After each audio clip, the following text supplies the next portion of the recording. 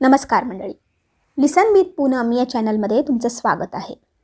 तर मंडळी, आज आपण या व्हिडिओमधून जाणून घेणार आहोत सामुदायिक उपासनेचे महत्त्व. त्यामुळेच व्हिडिओ स्किप न करता शेवटपर्यंत पाहत राहा. तर मंडळी, काही लोकांकडून कधीकधी विचारणा केली जाते की हिंदू धर्मात नेहमी उपासना पद्धतीबद्दल आणि कुलदैवत कुलाचाराबद्दल सांगितले जाते. पण जगात असे कितीतरी धर्मपंथ आहेत ज्यांच्यात कुलदेवताच नाहीत.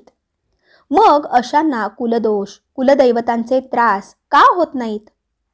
ह्यांचं कसं सुरळीत चालतं? ह्यांना कसला त्रास का नाही? खरे तर हे प्रश्न चूक नाहीत, म्हणून ह्याचे उत्तर शोधायचा प्रयत्न केला. कदाचित हे उत्तर एकांगी ठरेल, परिपूर्ण म्हणता येणार नाही, पण काही अंशी समर्पक वाटते. तर मंडळी, यामागचं मिळालेलं उत्तर असं की हे सर्व इतर धर्मीय सामूहिक उपासना न चुकता करतात, म्हणून परमेश्वरी तत्व ह्यांना सांभाळून घेते. आपले हिंदू धर्मीय सामूहिक उपासना करत नाहीत. उलट जिथे सामूहिक उपासना होत असेल तिथे जायला सर्वात कंटाळा करणारा समाज म्हणजे आपला समाज. सामूहिक उपासना खरं तर आपल्या वैदिक धर्मातील गुरुकुळातून उत्पन्न झालेली प्रार्थना व्यवस्था आहे.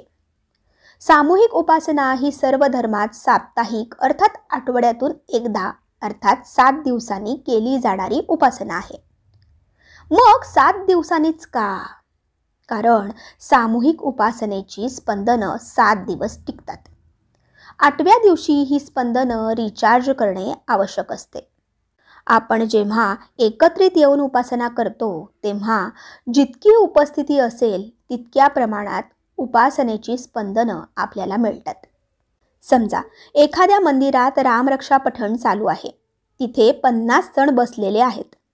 एका माणसाच्या रामरक्षा पठणाने 10 ग्रॅम स्पंदनं तयार होत असतील तर तिथे 50 माणसं असल्यामुळे ही स्पंदनं 50 गुणिले 10 बरोबर 500 ग्रॅम स्पंदने प्रत्येकाला प्राप्त होतील.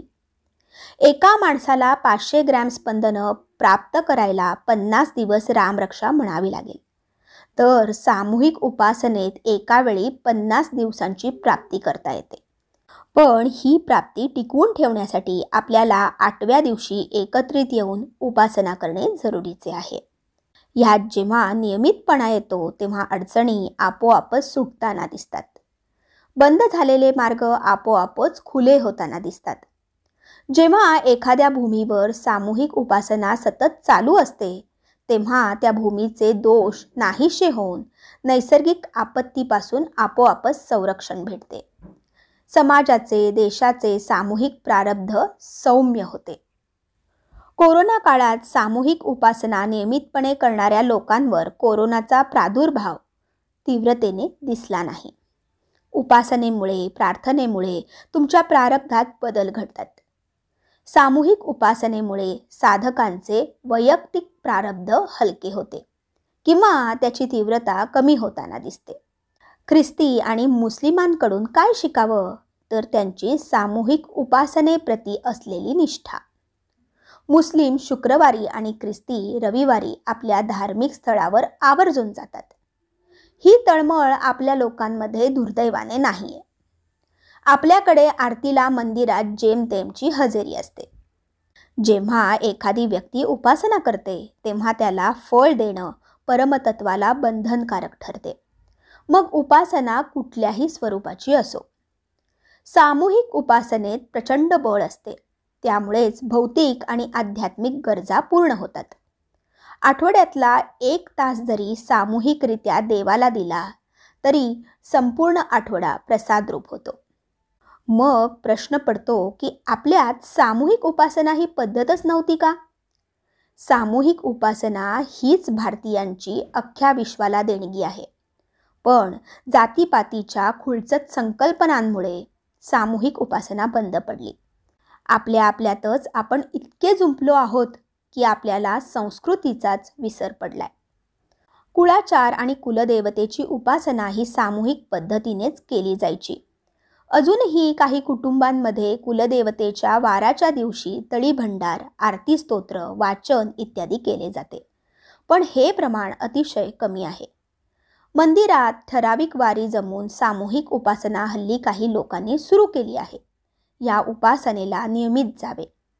तुमचे वैयक्तिक दैवत उपासना जे काही असेल ते खंडित न करता. आत्ताच्या भयानक काळात सामूहिक उपासना अतिशय गरजेची आहे.